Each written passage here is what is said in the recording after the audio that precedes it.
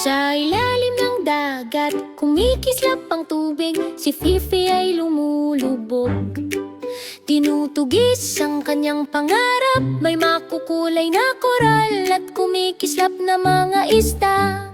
Isang mundong puno ng hiwaga, kung saan ang mahikay nakikita.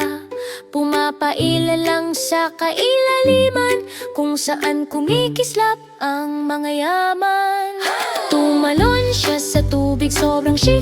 Ang pag-splash ay napaka-cool, kasama ang kumikislap na alon at ang araw na sumisikat. Isang lumubog na barko ang naghihintay, isang kahon ng yaman. Si Fifi ay lumusong, ang kanyang fashion ay pinakamatindi. Inaalam ang mga hiyas sa ibabaw ng dagat, Shelley. Si Fifi ay malalim sa liwanag ng dagat, nagmamasid siya ng may estilo. Hindi nakikita mga isda at yaman, sa bawat kulay ang pakikipagsapalaran ay tumatawag. Sobrang dami ng tanawin ng kagandahan sa ilalim ng dagat, isang pangarap na natupad.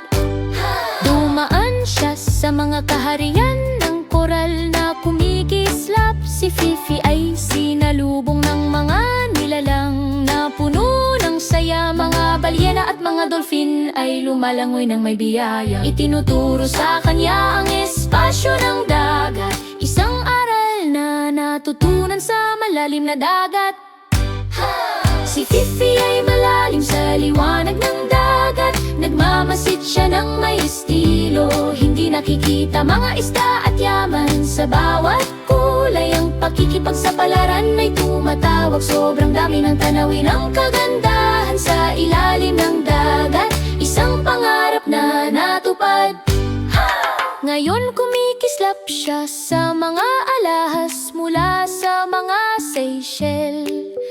Ang kanyang underwater style ay tunay na kakaiba. Lumulangoy siya pataas patungo sa maliwanag na langit. Hawak ang mga yaman at may ngiti sa kanyang mata.